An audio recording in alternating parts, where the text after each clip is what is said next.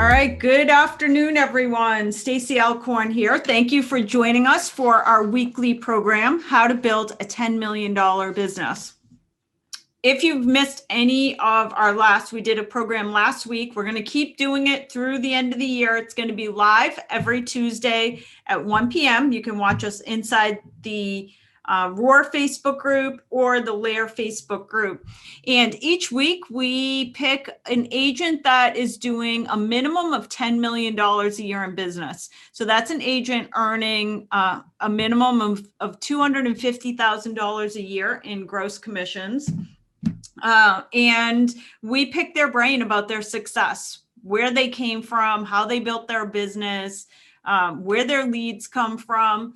I want to just point out that if you're on the live program, you can feel free to type questions. So if you're watching on Zoom, there's a chat box. You can type questions into the chat box and we'll ask our guest. Or if you're watching through Facebook Live, just feel free to type it in the comment box and we will answer all of your questions.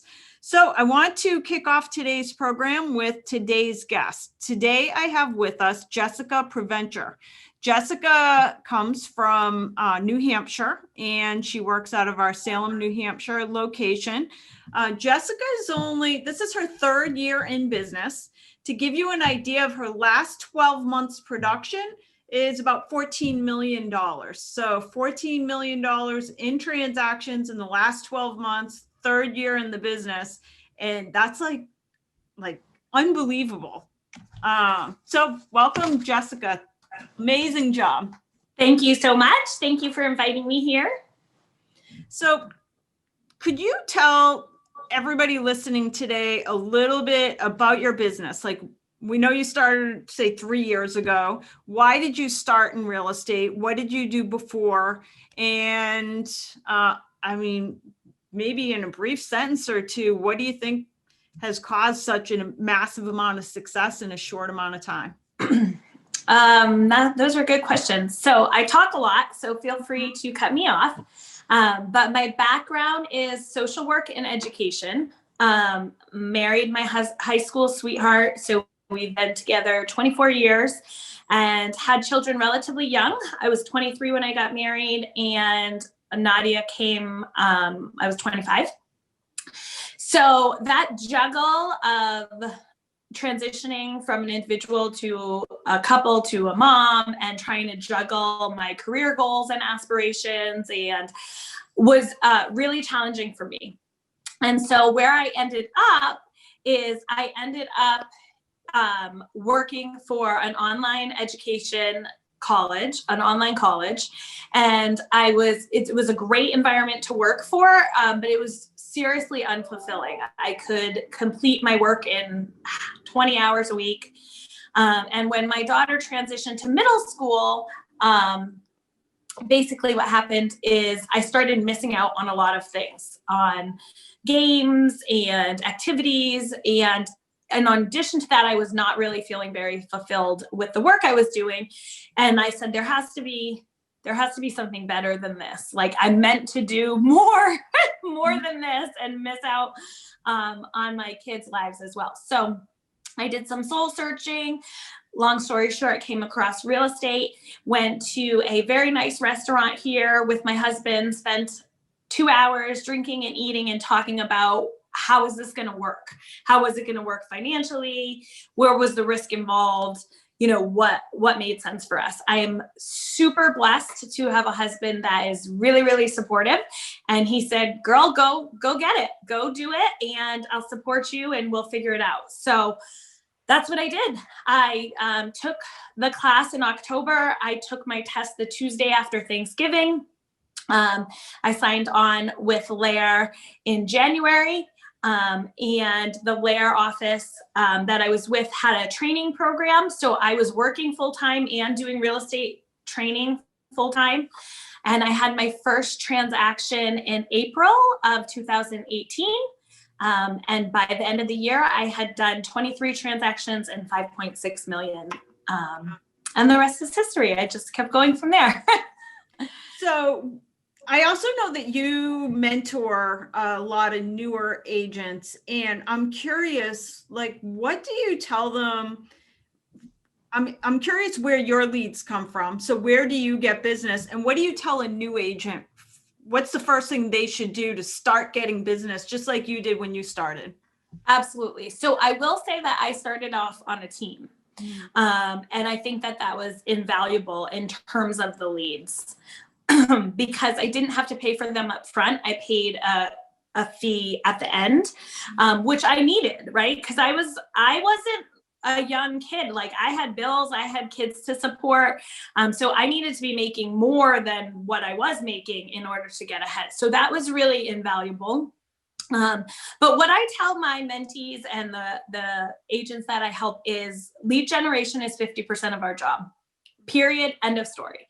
So you can love transaction management and you can love your clients. And the bottom line is you don't even get to do that part of your job if you don't have leads coming in. So I always talk about focusing there. And then I believe that it's important to have multiple lead pillars. So you start where you are, and there are plenty of ways to pay for leads, to get leads quickly and pay a price for them. And then there's also many, many very low cost free ways to generate leads. They just might take longer amount of time. But the first thing I always say is you cannot be a nameless agent. Like people need to know this is what you do, because most of your leads are going to come from the people that you know and already love and trust and respect you. And so they need to know that you're an agent. So whether that is doing stuff on social media, sending out cards. I personally participated in Buffini's Pathways. No, was it Pathways? I don't remember what it was at the time, but immediately. And if there was an assignment in that week class, I did it. So if it was sending cards to everybody, I did a networking event for other people in the industry immediately. Like it's about making those connections really early on. And continuing to foster those. So I have been doing pop buys monthly since January of 2018. And I started off just bringing them to my friends and family, putting them on coworkers' desks. And it's just a way to get your face out there. And yeah, my very first transaction came from someone I worked with at the college. Okay, so I have a bunch of questions based on what you just said. So first of all, let's talk about leads for a second. Are you buying leads? I do buy leads.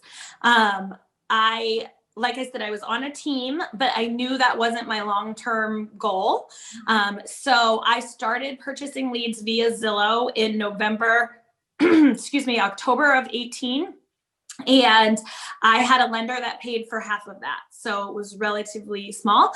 And my ROI on Zillow leads in 2019 as well as 18 was about 5 times. So for every dollar I paid into Zillow, I made about 5. The trick with Zillow is follow-up.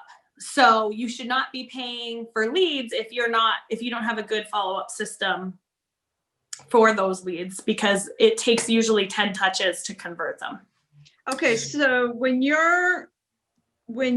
those leads come in, first of all, I'm curious, when you first signed up for Zillow, like, did you start small and then do you increase your Zillow, what you're paying Zillow over time? Do you ever move the territory that you are buying in? And then I'm curious, like, how you follow up 10 times. Is it phone, text, or email? So I kind of dove in whole hog.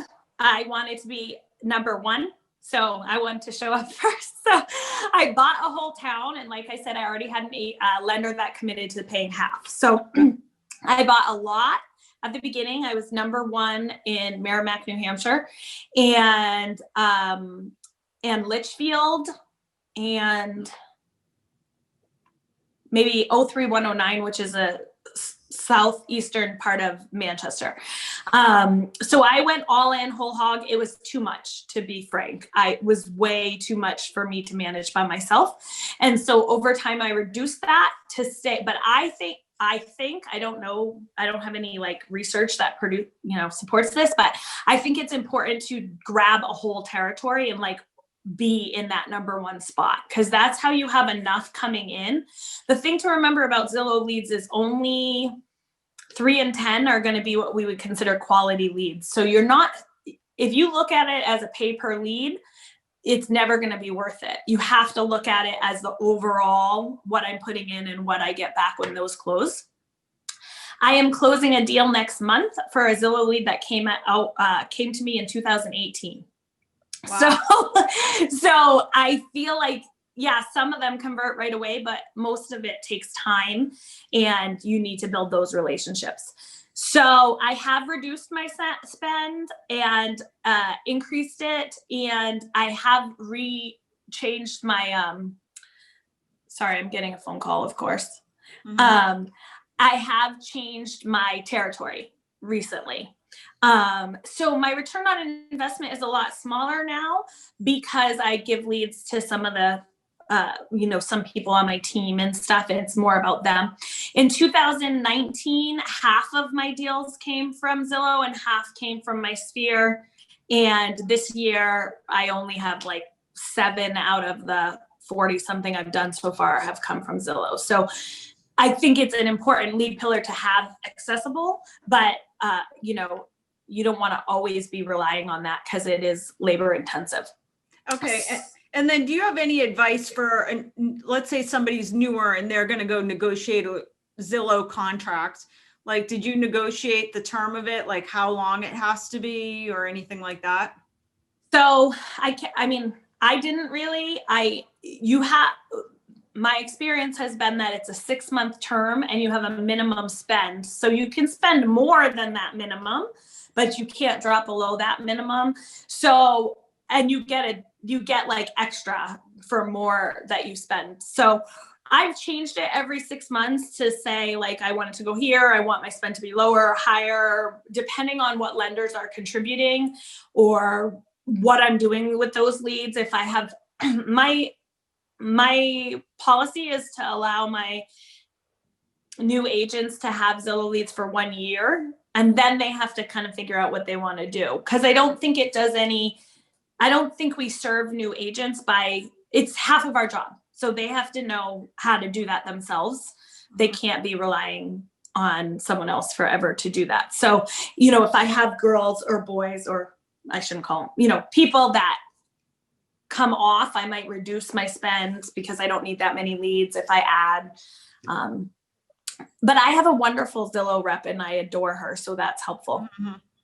Now, next, first of all, for anybody watching today live with Jessica Provencher, we do have a Pathways to Success program coming up on Buffini, only because Jessica did mention that she did go through the Buffini program at the start of her career. If you're interested in information on that, you can just email our Happy Agent team at happyagent@lairrealty.com, and they'll tell you about that upcoming program, because what's good about it is it's all virtual now. So you don't even have to go anywhere to get that program. I am curious on how you are staying in touch with people. So number one, what kind of CRM campaign do you put people in? How many pop buys do you do on a monthly basis? Like, how do you organize who you're going to visit? And we'll start with those 2 questions. So utilizing a CRM is the number one. I think to become a real estate agent, you need a brokerage and you need a CRM. And that's pretty much, I think, all you need. So it's amazing to me how many people don't use a CRM. I was in the habit because the university I worked for used a CRM. So I already was used to that. So I came in like looking for one right away. So the one that I was originally provided by my team lead was Top Producer. So I used that for the first, 3 months, and I found it to be a bit cumbersome. And then I tried Buffini's, and that was great, but doesn't really help you address paid leads. Mm-hmm. And then I switched to Contactually, which I really, really, really liked. I was in a really good groove. I think it was great. And then they sold to whoever, Compass or something like that. And I have since transitioned to Isaac because it's what Lair is providing. My paid leads go on a 10-day drip campaign that includes phone calls, text messages, emails, and bomb videos. And yeah, so and then my other contacts go into different, you know, if it's a friend or a family member or referral, they might have a little bit of a different vibe, but it's just about being real and being in their face and being accessible. So that's kind of how I deal with leads. And then I have a 12-month marketing plan. So there's things that happen every month. I do have a marketing assistant. She works for me 10 hours a week to help with my social media. So there are daily posts on Instagram, Facebook, and YouTube. I do a weekly video. So every month you get a New Hampshire market update, a national market update, tips, and also local happenings. So community events to kind of provide value. My clients all get a e-newsletter. It was twice a month. It's now once a month. They get a paper newsletter once a month. Everybody gets cards for every holiday, a postcard. And I do 2 client events per year. I do the pie party, which this year we're doing a drive-by pie party at my actual home because of social distancing. We were supposed to have our first spring party. It was going to be a bowling event, but then COVID happened. And then in terms of pop-bys, every past client that's local, obviously if they've relocated to another town, gets a pop-by quarterly. I was doing them like literally all in one month, like everybody in, you know, January, and that became too cumbersome. So my marketing assistant, it's quarterly based on their closing. So it ranged from 10 to 25 per month, depending on what month it is. And my clients all get a home anniversary gift. We take a picture of their new home and we have it turned into like, it almost looks like a painting, framed. It gets mailed to them on their first anniversary. And then every anniversary home anniversary after that, they get a card. All my clients get gifts at closing. I'm trying to think what else. It sounds like you have some massive systems. So how do you make sure, like, do you have a checklist for every agent that you say, for every client you have, just to make sure they're getting all those pieces? Yeah, so Isaac really helps with the cards and stuff. Mm-hmm. And then you can tag the clients with I think it's called a tag. Hold on, let me check what it's actually called. It was called a tagging contextually, but so it'll say like January pop by, April pop by. So then my marketing assistant goes in and pulls, okay, who needs to be done for November? And then she preps all the gifts. And then she adds the task for me in Isaac and gives me all the things. And then I got to find the time to deliver them, which is not easy. So let's talk about your marketing assistant for a second. How did you find a marketing assistant and how many hours a week is that person working for you? So this happened last August, a year ago, August. So she's been with me a year. And I had a number of things that it was getting like, I'm not getting this stuff done. Like this is important to me. I should be posting on social every day. I'm not doing it. I made a big list. It was like 3 pages long of the stuff that I didn't need to be doing, that I wanted to get done, but somebody else could do. I don't necessarily recommend that people hire this way, but this is what happened. I had a coworker who had left the university before I left. She had a baby, and we were friends on Facebook, and she was posting looking for some side work, and I said, hey, come meet with me. I already knew I liked her and she was reliable and all that stuff. And I gave her the list and I said, what if any of these things interest you? And she's a photographer by trade. So she jumped on all the marketing stuff. And I said, what do you say about this for 10 hours a week? And we'll play it by ear. And she said, yeah. And that's what we did. And then That's awesome. it's just kind of evolved from there. She's actually having another baby in 2 weeks. So Wow. we'll see how I do without her. That's awesome.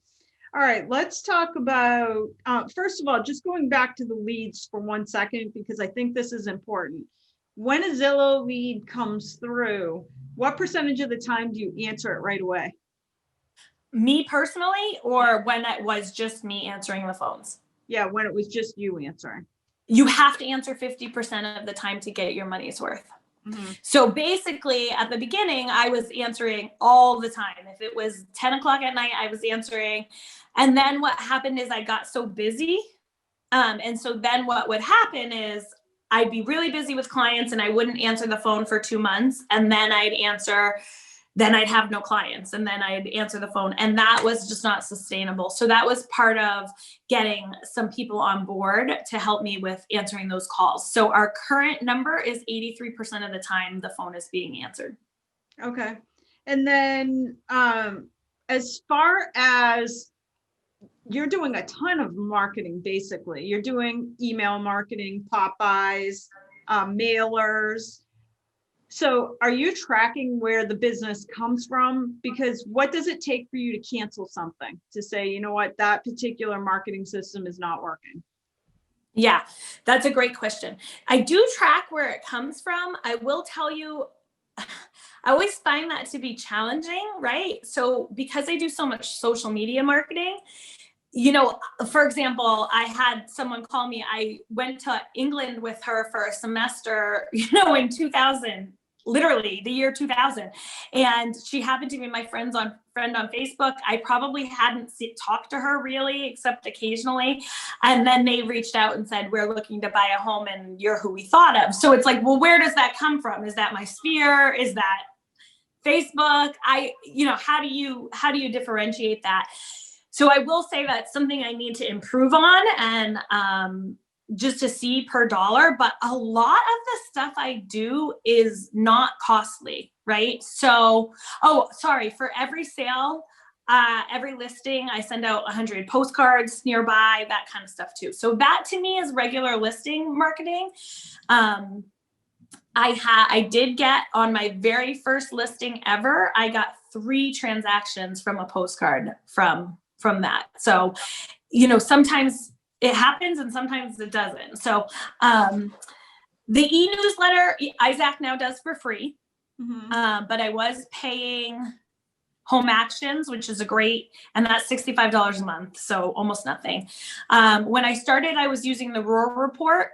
And so it was just postage and my time. I now use TPM Co. Mm-hmm. It's I send out probably close to 200, and it costs less than $100 a month. But same thing, all of those are cancelable right away. Like if I decided next month I don't want to send TPM Co., I could cancel that. Same sort of with the Popeyes. We try and keep each Popeye as cheap as possible. Certainly less than $5. Mm-hmm.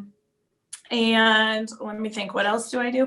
Everything on social media is pretty much free unless I boost a post, which we boost for $5. Or if I do an ad, which I'm trying to get better at, those are a little bit more expensive. Everything on Instagram is free. YouTube is free. So really, it's all the printing stuff that costs. All right. By the way, anybody that just logged on, we are talking to Jessica Provencher. Jessica's in her 3rd year in the business and has closed $14 million in business in the last 12 months. So massive producer for somebody that has been in the business for a very short time. My next question for you, first of all, if we could just go to the just listed, just sold postcards, who are you using for that service? I use MLS mailings. Okay, awesome. MLS mailings. All right, next let's talk about your listing presentation. Somebody calls you right now and they are interested in potentially listing their home. What does a typical listing presentation look like for you? So my listing presentation is based on the Lair listing presentation that you guys, and it's like a combination of a couple. So I do have a PowerPoint. I have to tell you that most of my listings come from my sphere. And so I sometimes think it's not as structured as it's certainly an area I could improve on. But I always try and, it's all about relationship building first and foremost. Like, what are their motivations for going or moving? What are they trying to accomplish?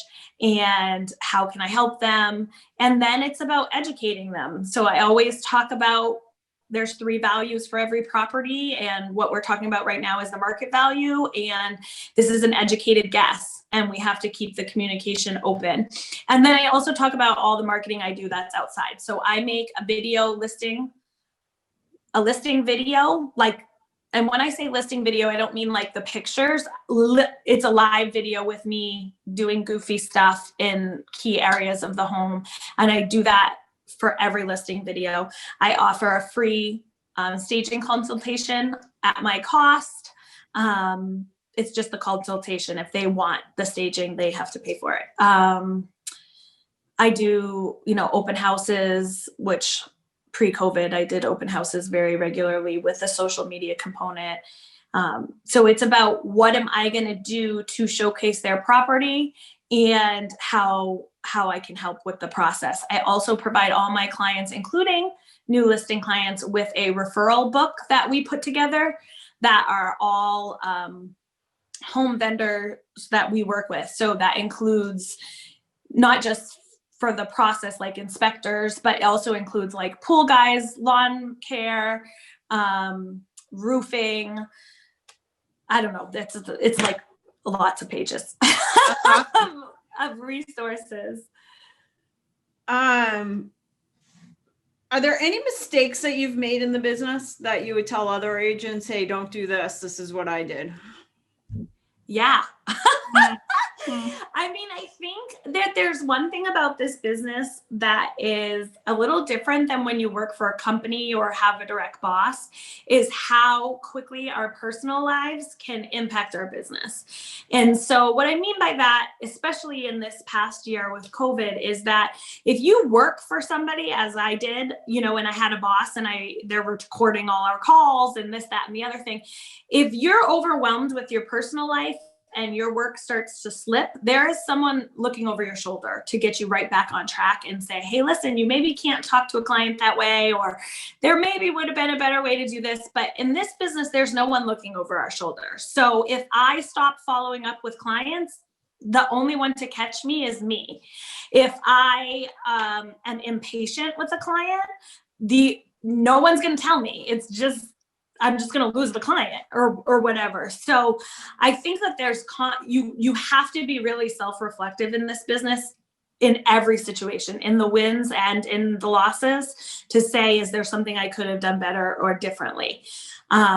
So the things that I do is, I'm not awesome with my schedule. I will overbook, which doesn't look good when you show up late or forget something. Which I will confess, I have done that. So definitely schedule is part of it. And then the other part is just remembering not to get too cocky. I mean, sometimes I think it's so easy to be like, well, the right thing. You know what I mean? Because you've done it this many times, and hey, this is a better town for you to be in, and you forget to stop and really listen to the client. And I would say that's been my probably biggest, where I feel like I've lost business because I didn't listen enough. Yes. Is there any, I know you already mentioned some, I know you're using Exact, TPM Co, you're using in your business, Facebook, social media. Is there any other technology that you really depend on in your business? BombBomb. Okay. Let me see. I have a list. So BombBomb, I also highly recommend that you sign up for every referral based like website there is. So I'm pretty much signed up on all of those. Google Business. I just recently started using HomeBot, which is like gives home evaluations monthly to your clients. You have a website. I don't know if that's helpful or not. I use KCM. And this is something I use very, very regularly. So I believe that to do right by my clients, I have to be educated. They're looking at us to be the expert, and I stay educated with KCM. It's great it provides content that you could post directly, but what I usually do is take the content and regurgitate it. So it's me coming from me, and it really helps me feel knowledgeable about the overall market and the economics that we don't always feel really great about. Zillow, that's it. Email. Mm-hmm.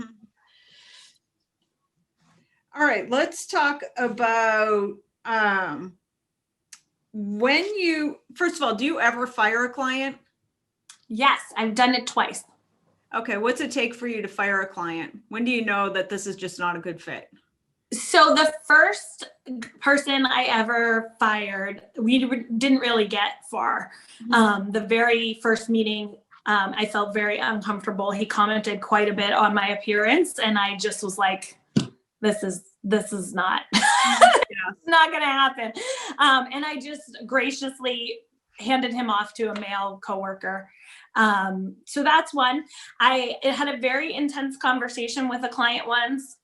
We had been working together for months. She's very nervous, Nellie. I got her the contract, and she was flipping out, and she was saying, I talked to this person who was an agent and this person, and I just very kindly said, well, I don't know how kindly it actually came out, but I thought it was. I just said, you should 100% be working with an agent that you fully trust and respect and feel really comfortable that they have your best interest at heart. And if that agent is not me, I will definitely release you so you can work with and she ended up staying with me, and we closed the deal. But I feel that to the core of my body. Like, I am not for everyone. And that's okay. Mm-hmm. But the benefit to this business is I don't have to try and convince somebody that I'm the right one for them. So if someone's rude to me, disrespectful, I won't even engage. Like, I bend over backwards for my clients, and I want to do that for people that are appreciative of it and who value my opinion. I don't want to have to convince you that I have value. Let's talk about your day. Like, is your day typically regimented? Like, are there certain things that you do every single day? There were pre-COVID. Mm-hmm. I have to say that my household is very hectic now. My husband and I were just talking about this today. It's been really challenging to get into a groove. I have one child that's in school full time. I have one that's hybrid and changes. My husband's schedule has completely changed. So he works 5 days on and 5 days off. So it has been really, really challenging since March to get into a groove, but I try. So I take Wednesdays off. So I don't see clients on Wednesdays. I need a recoup day. And as we know in real estate, the weekends, it's not as easy to take a weekend day off. So Wednesday is kind of my personal day. We do date night, the phone's turned off. I do some energy work on that day, and it's really a day for me. And other than that, I try to keep all my face-to-face appointments after noon so that I can get up in the morning, get my kids off, do lead follow-up, power hour, follow up on my emails and all my transaction management stuff, and then spend the afternoon/evening interacting with clients or having real meetings. Okay. That's about as regimented as it is. As far as mindset, so let's just say that you have a string of bad days, deals falling apart, unhappy customer or customer that doesn't see your value. What do you do to get past that? That's so, so important. And I think about that all the time because, of course, I have had such success and I've loved this business and I love what I do. And I've definitely asked myself, why didn't I do this before? Why didn't I do this 10 years ago or even 20 years ago? But I think that mindset piece is the reason. I think that had I come into this business 10 years ago, I would not have had the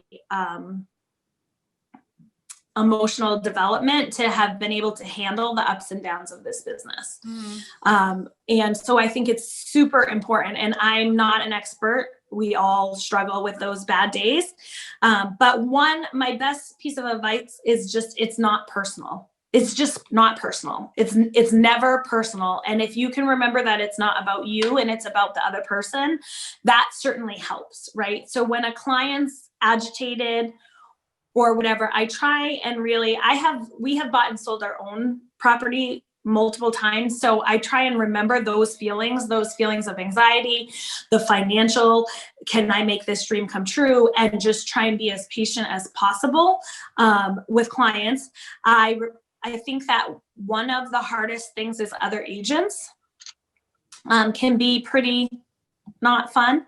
Mm-hmm. And the same thing, I just remind myself that it's not about me, that maybe this agent really needs that commission check, or maybe they don't have a good handle on their clients, and to stay really calm and honest. And I think when you stand in your truth and your authenticity, it's easier to accept the consequences of that, right? So when I know that I'm being my best self, if someone comes at me, I can, when I lose my temper, that's when I feel guilt and remorse and like, ooh, I should have done something different. So I try and stay really grounded with that. But the truth is crappy days happen. Crappy days happen in a row. And you know, sometimes it requires taking a break and walking away and recharging. And sometimes it requires diving in. And really diving in and saying, okay, well, maybe I haven't been given my business the attention it deserves and I need to get focused. But I think, you know, Tom Ferry says, well, he quotes somebody else, but I don't know who it is, but do the thing, have the power. And sometimes when you feel really beat up, it's like, just do the thing, sit down, make the calls, and because I love my clients so much, that helps. Right? Because if I start reaching out to past clients, I'm gonna get someone that's excited to hear from me. I was reaching out for invitations to my Thanksgiving Day event today, and I reached out to a client. I haven't really heard from them in like 2 years.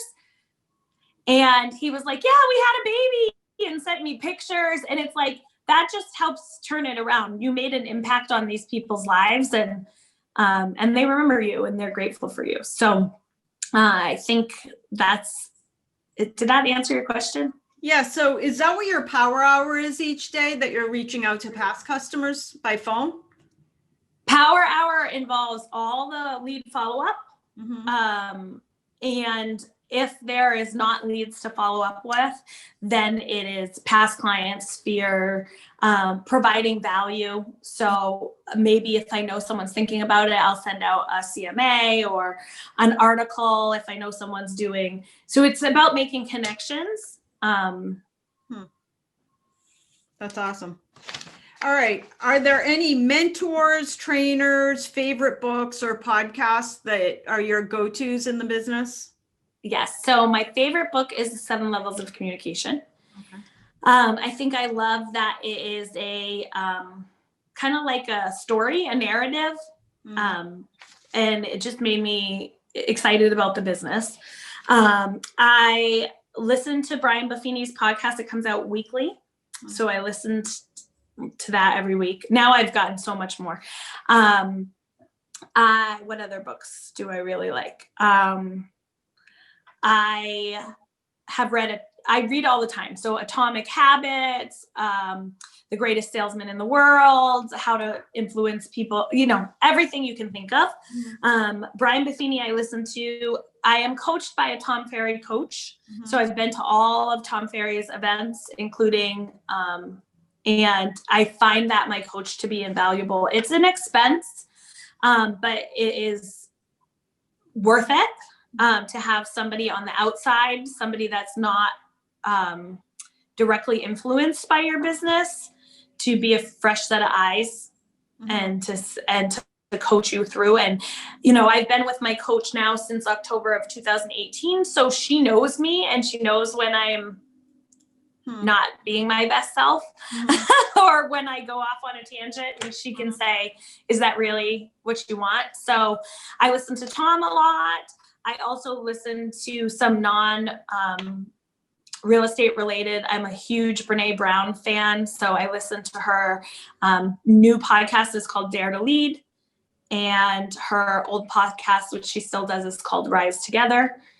Because that goes to your mentality too, right? Like keeping a positive mindset. A big chunk of that is like, don't get caught up in your daily problems, like focus on good content so that it's always good stuff going in your head. Do you listen to the news? Never. Okay. And my husband gives me a hard time about it, but I feel, I don't want to be ignorant, of course, but at the same time, the impact that I can have is really on those in my vicinity and in my circle. And so, bombarding myself with the news is not helpful.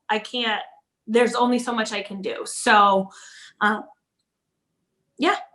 So I do a lot on Instagram looking at like positivity and, and I think you have to be aware of what stage you are in, right? So at the beginning, I was very much in the like, build my business, build my business, build my business. What does Brian say to do? What does Tom say to do? And it was very like do focused. And now I have definitely transitioned in more like listening to how do you lead? And that includes like leading my clients. How do you just stay positive in general? How do you manifest?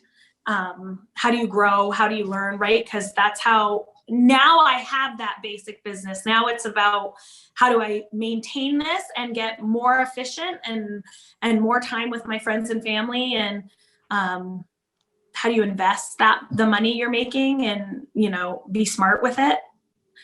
Are you good at overcoming objections when you're at a listing appointment? Let's say that you do a great listing presentation and then the client's like, well, my sister's a real estate agent, so I'll probably just list with my sister or a friend. How do you overcome those? So I'll be really honest, things like that, I try to uncover before I even get there. Yeah. Because, sister or friend or whatever, like why are they having you there, right? So there's a reason they are asking you, but I try to uncover that stuff before I even get there.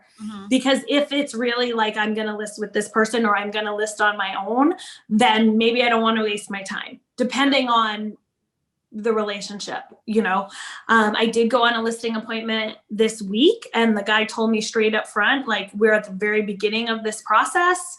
We don't even know what we're doing. And so I gave him an option. I said, I can give you a super quick CMA right now. That's just kind of quick and dirty and isn't really specific to your particular home, but just like what the public knowledge is saying, or I can do a full report for you. And he said, I want the full report. So I did. Even though I knew he wasn't going to list that day, I put everything into it and tried to make a really good impression. And I believe I did. And then the follow-up comes into play. So there's that. And also, and this is probably not the right thing to say, but I don't really push it. Like, meaning I don't want to convince someone to work with me. I want to convince them by what I provide.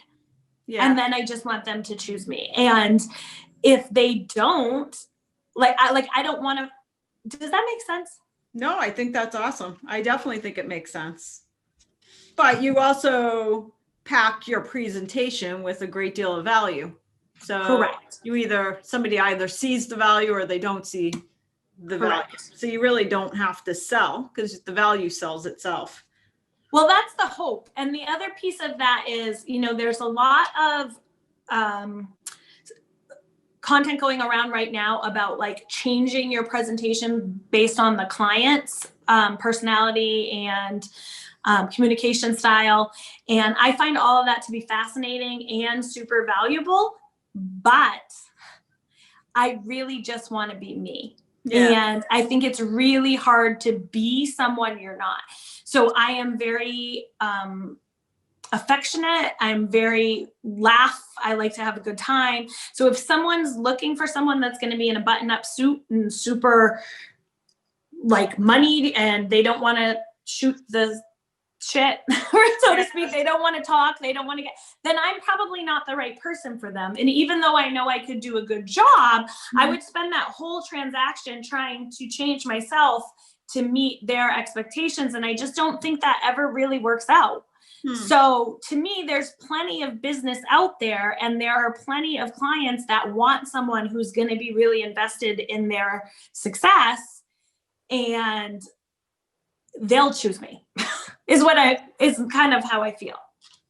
And then when you are heading to a listing appointment, so in the initial call with the client, because first of all, I forgot to ask you, is your listing appointment typically a one-step or a two-step?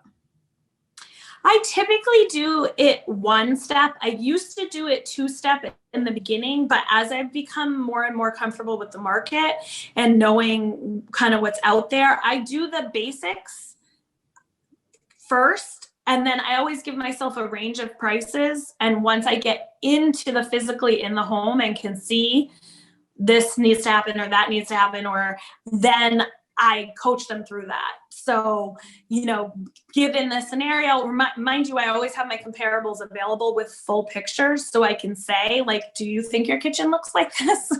Do you think this property is better or worse? I've already adjusted for square, all the basics. So it becomes a conversation of, if you want to list here, then these things need to be done.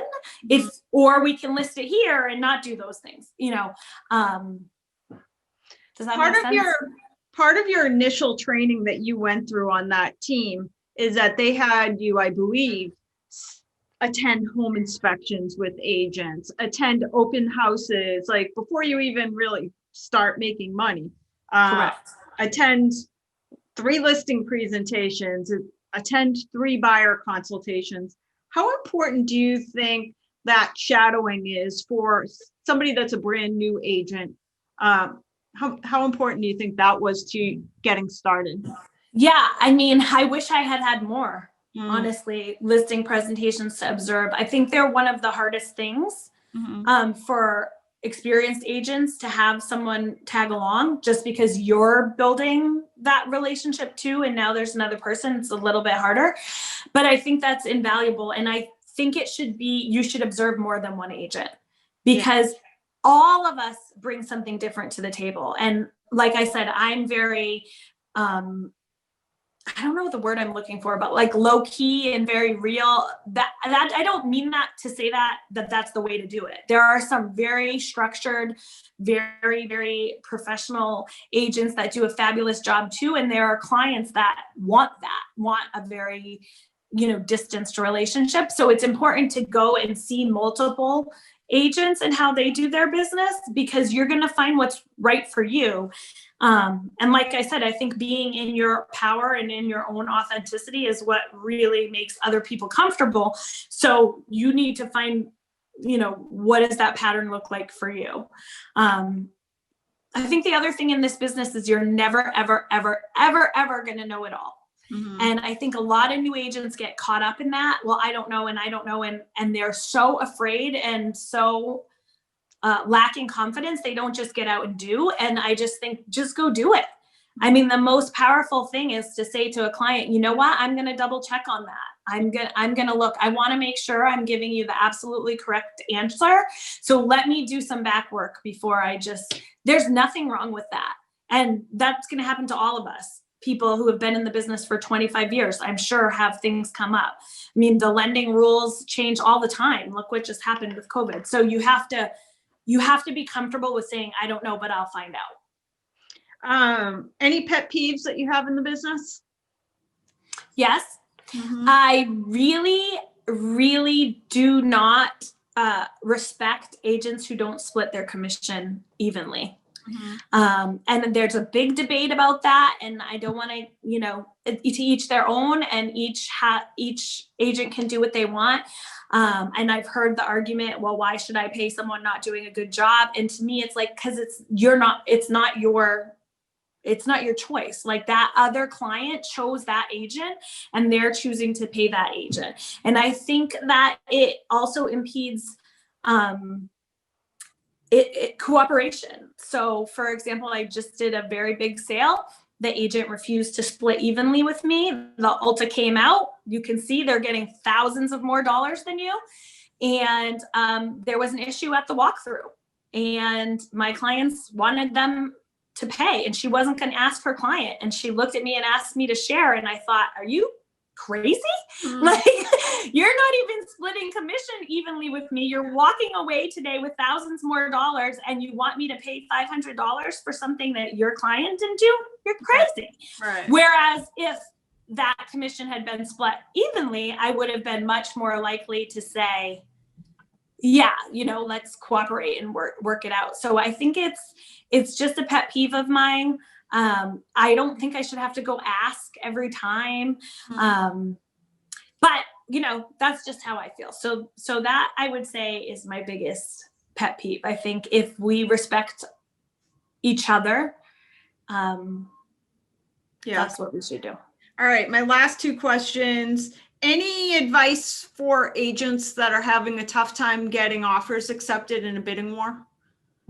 Absolutely. So our job is to be a problem solver. So every time I see an agent that's like, oh, every transaction has been a handful. Yep. Thank God. Because that's what we're paid to do, is to solve problems. So I think in this market, getting your offer accepted has multiple components. One, it's what really can we play around with, and also remembering that your client is the decision maker, not you. So it's about educating them. So if there's a particular challenge, for example, let's say your client they need cash back to close. Well, in this market, that's an obstacle, a significant obstacle. Okay, but that's a fact of their situation. What can you do? What other areas of the contract can you finesse to outweigh that, right? Yes. Now, that might be that the sale price has to be higher. It might be that they have to waive inspections or do inspections for information or blah, blah, blah. It might be, who knows what it is, but it's your job to find the solution on the contract and the offer. It might mean putting in a really mushy letter to appeal to somebody, whatever that option is. And then the other thing is, you have to have good relationships with other agents. So if you think you're going to submit an offer and you're never reaching out to that list agent to introduce yourself, to say hello, to, you already put yourself behind. Yeah. So I definitely have had situations where we've missed out on the offer, and when it fell apart, the agent called me specifically because they knew she's going to get it done, or she's going to be honest and open, and those relationships are invaluable. So, does that help? Yes. And my last question for you is, I know you're pretty structured as well with the team. So when your team, which includes like a mortgage person, multiple mortgage people that you work with, attorneys that you work with, or title companies in New Hampshire, like, how do you pick who you're going to work with in your business? So it's all about someone who's going to treat my client the way that I want to be treated, or that I treat my clients, right? So as we said before, if a client is choosing me specifically because of my communication and my openness, and I treat them like family, then it's pretty likely they want the other members of the team to operate in that same way. Mm-hmm. So I try and find people that have a similar perspective in terms of why we do what we do and how available they are and their communication. I am willing to give anyone one chance, and, take good care of my people or don't. And this is something I began before I even got licensed. So the very first thing I did when I was in classes was to meet with everybody I personally knew or knew of that worked in the business: title, attorney, lenders, inspectors, to just start thinking about that. How am I building this team? Who am I going to call in a crisis? And then being gracious, So for example, closing today, I give chocolate from a local chocolatier to the title company, the lender, and the co-broke at every closing. And I had the agent said, "Why was this meant for your client?" I said, "No, it's meant for you. It doesn't work if we don't work together. And this is a thank you, for working with me." Last year, I sent out $5 gift cards to Starbucks to every agent I closed a deal with as a Christmas gift, because it's true. Like we have to work together in order to, we all want the same thing. So. And it makes it helpful when you have a future offer on one of those listings and it's a bidding war and they remember you. So exactly. That's awesome. Jessica, we're an hour into the program. Thank you so much for sharing so much awesome content. I'm going to resend this out to the company. We'll also leave it up on our Facebook page for anybody that wants to watch it again. Any last closing thoughts for everyone? Just go out there, guys, and be the lions of real estate like we are. All right. Awesome stuff. Thank you so much, Jessica. Thanks, guys. Bye-bye. Bye. Thanks, everyone, for joining us, and tune in next Tuesday at 1 o'clock.